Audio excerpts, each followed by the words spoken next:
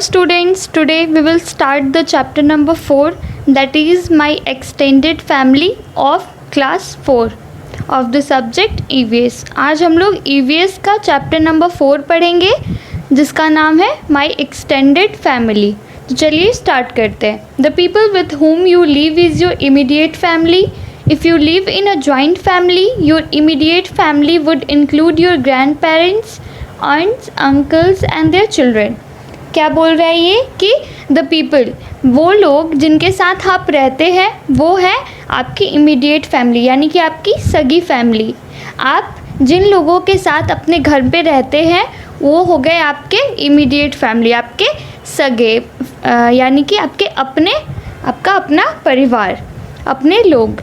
If you live in a joint family, your immediate family would include your grandparents, aunts, uncles and their children। अगर आप एक joint family में रहते हैं तो उनमें जो आपके ग्रैंड पेरेंट्स हैं, यानी कि दादाजी, दादी जी, अंकल, चाचा, आंट्स, चाची और उनके बच्चे, ये लोग आपके क्या हो गए, इमीडिएट फैमिली, यानी कि आपके सगे लोग हो गए, आपके अपने हो गए। ठीक है, ये आपके इमीडिएट फैमिली मेम्बर्स हो गए।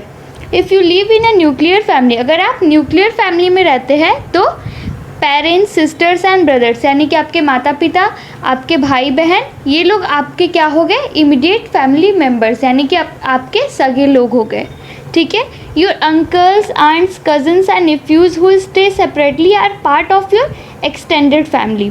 और जो लोग आपके साथ रहते नहीं हैं लेकिन वो आपके रिलेशन में, यानी कि आपके परिवार से ही हैं, वो हमारे क्या हो गए, एक्सटेंडेड फैमिली के भाग हो गए, यानी कि हमारे विस्तृत परिवार के वो एक हिस्सा हो गए, भाग हो गए।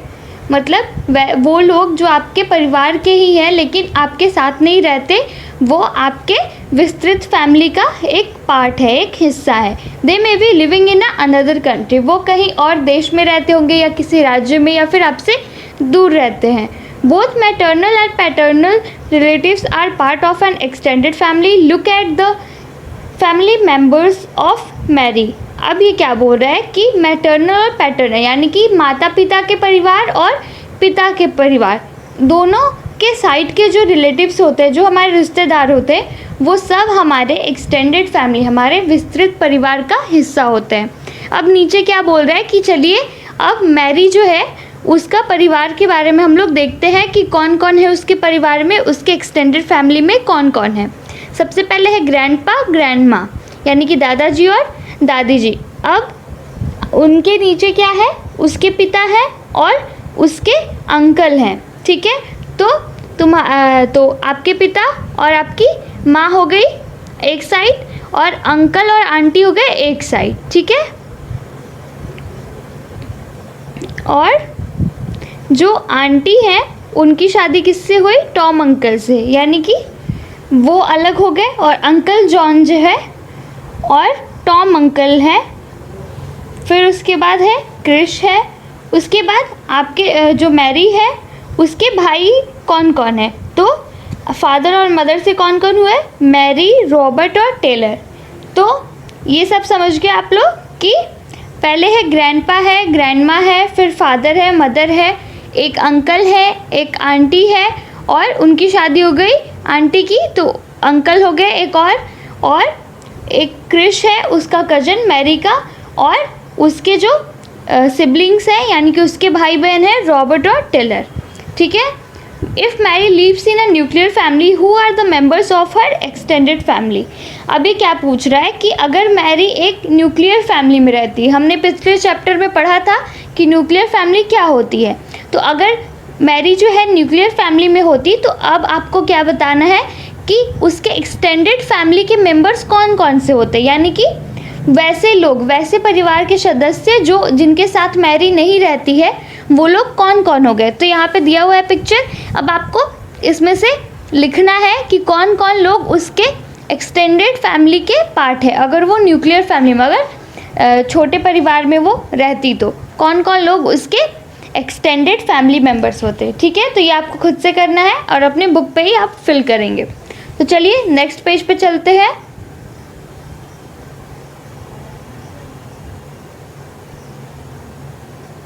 Family gatherings.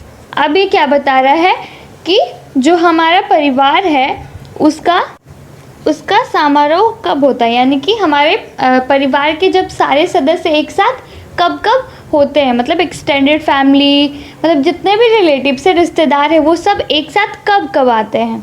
तो पढ़ते हैं हम लोग। We meet our extended family on happy occasions like birthdays, weddings, festivals and naming ceremony.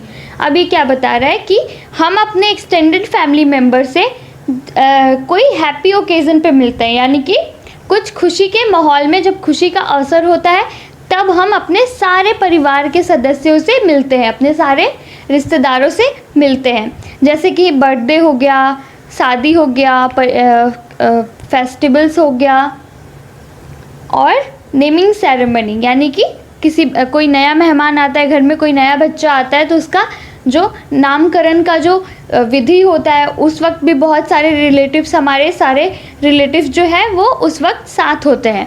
तो त्यौहार में, शादी में, बर्थडेज़ में, नेमिंग सेरेमनी, ऐसे हैप्पी ओकेजन्स पे हमारा जो सारा परिवार है वो एक साथ इकट्ठा होता है और एक समारोह बनाता है।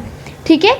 We also reach out to them on sad occasions, और हम उनसे दुख के अवसर पे भी मिलते हैं, जैसे कि फैमिली में किसी की जब डेथ हो जाती है, किसी की जब मृत्यु हो जाती है, उस वक्त भी हमारे सारे फैमिली के जो मेंबर्स हैं वो इकट्ठा होते हैं। We share our joys and sorrows with our family members, और हम अपने परिवार के साथ, अपने परिवार के सदस्यों के साथ अपना सारा खुशी और दुख दोनों बांटते हैं, दोनों शेयर करते हैं। ठीक है, आगे बढ़ते हैं। Taking decisions in the family. अब ये बताएगा कि जो डिसीज़न है, कोई भी जो निर्णय है वो एक परिवार में कैसे होता है। In a family decisions are usually taken by grandparents और पेरेंट्स, और किसी भी फैमिली में किसी भी चीज़ का निर्णय जो होता है वो अक्सर ग्रैंड पेरेंट्स यानी दादाजी दादी करते हैं, या फिर हमारे पेरेंट्स माता पिता करते हैं। This is because they have much more experience. और ये क्यों होता है, कोई भी चीज़ मम्मी पापा या फिर हमारे दादा दादी क्यों डिसाइड करते हैं, क्योंकि वो हमसे बड़े हैं और उन्हें हमसे ज़्यादा एक्सपीरियंस है, वो उन्होंने पूरी दुनिया को अच्छे से जाना है और वो हमसे ज़्यादा जानते हैं। Since youngers do not have much knowledge, they can only give their advice.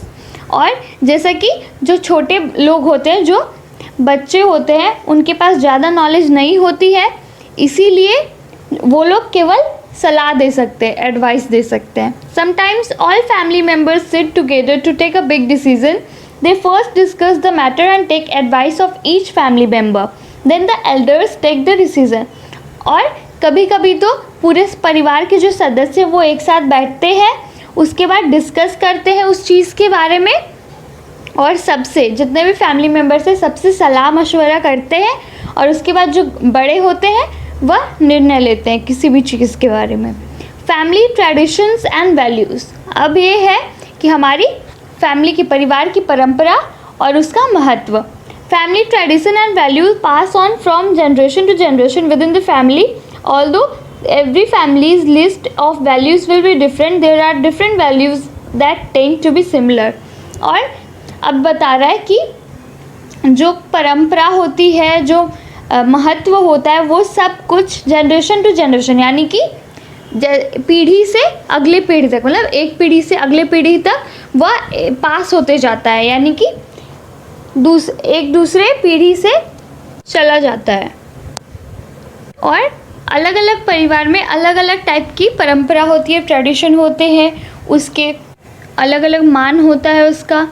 तो आगे हम लोग बढ़ते हैं। Here are a few values that we should learn. और यहाँ पे कुछ महत्वपूर्ण और इम्पॉर्टेंट जो वैल्यूज़ है वो दिया हुआ है, जो कि हमें सीखना चाहिए, सबको सीखना चाहिए। ग्रीट योर एल्डर्स एंड ओबे देम। हमें अपने से बड़े, हमसे जो बड़े हैं उनको नमस्कार करना चाहिए, और वो जो भी कुछ भी बोलते हैं उनका पालन करना चाहिए, उनके आज्ञा का पालन करना चाहिए। Speak softly and politely. हमें आराम से बोलना चाहिए और सिस्टर 4 के साथ भी बोलना चाहिए। हेल्प एन एल्डरली पर्सन, और कोई भी बड़ा व्यक्ति है तो उसकी मदद करनी चाहिए। पार्टिसिपेट इन फैमिली गैदरिंग्स, और कोई भी पारिवारिक समारोह में हमें पार्टिसिपेट करना चाहिए, हमें वहाँ पे जाना चाहिए। Take care of your younger ones, और हमसे जो छोटे हैं उनकी जो है देखभाल करनी चाहिए। Take advice and guidance from elders, और हमसे जो बड़े हैं उनसे सलाह लेनी चाहिए और उनके कहे हुए मार्ग पर ही चलना चाहिए। कीप योर सराउंडिंग्स क्लीन, और हमें आसपास के जो भी इन्वायरमेंट है, कचरा है, कूड़ा है, वो सबको साफ सुथरा रखना चाहिए, कोई भी गंदगी नहीं फैलानी चाहिए। ऑलवेज स्पीक द ट्रूथ, हमेशा सच बोलना चाहिए। बी काइंड टू एनिमल्स, और जानवर के प्रति हमेशा अपनी केयर दिखाना है, उसकी देखभाल करते रहना चाहिए, उसे तकलीफ़ नहीं देना चाहिए। आगे बढ़ते हैं हम लोग नेक्स्ट पेज पे।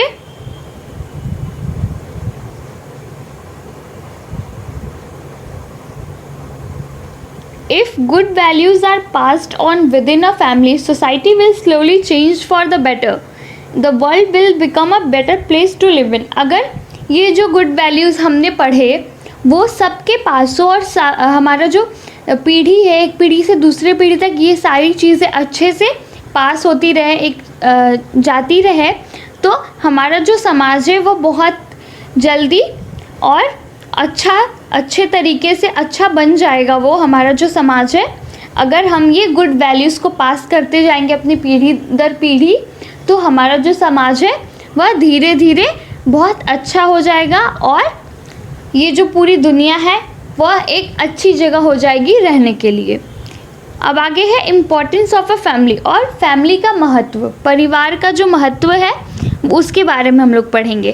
Family is what we all belong to and from where our identity comes from. Family जो है, परिवार जो है एक ऐसी चीज़ है, एक ऐसा शब्द है जहाँ से हम बिलोंग करते हैं, जहाँ से हम आते हैं और वहीं से हमें हमारी पहचान मिलती है। Our family keeps us together through thick and thin.